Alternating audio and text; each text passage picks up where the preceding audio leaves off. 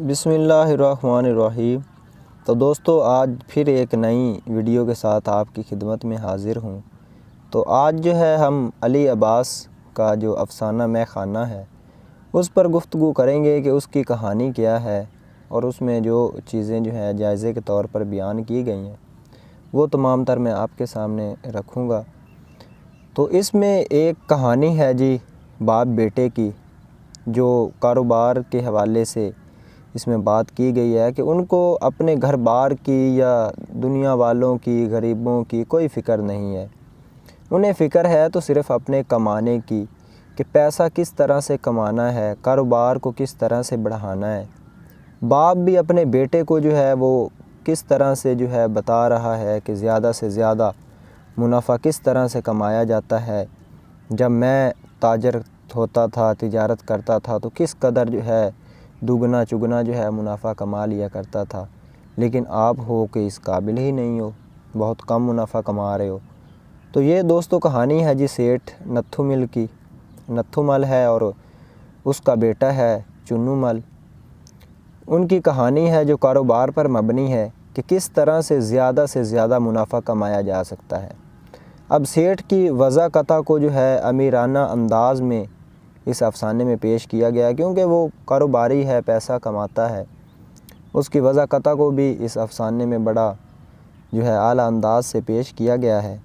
تو اس افسانے میں ایک قحط زدہ بھوکھوں کی چیخ بھی نظر آتی ہے کہ ایک طرف تو وہ معاشرہ ہے کہ جو بیچارہ ایک وقت کی روٹی کے لیے بھی ترس رہا ہے، اور کچھ جو ہے وہ بس پیسے کی دوڑ میں ہے اور اس کے پاس بے پناہ پیسہ ہے۔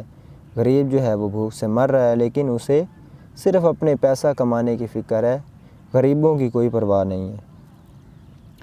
تو دوسری طرف اپنا منافع سامنے رکھنے والوں کی عیش و عشرت اور پیسے سے محبت کرنے والے کے طور پر پیش کیا گیا ہے کہ دن رات پیسے کی یاد میں زندگی گزارنے والے باپ اور بیٹا ہے، جو کہیں بھی بیٹھے ہیں تو بس پیسوں کی طرف ان کا دھیان ہے، بیوی بچے گھر بار، ٹھیک ہے، ان کی کوئی فکر نہیں ہے کہ وہ کیا کر رہے ہیں کیا نہیں، صرف پیسے کے خیالات جو ہیں وہ ذہن پر سوار ہیں۔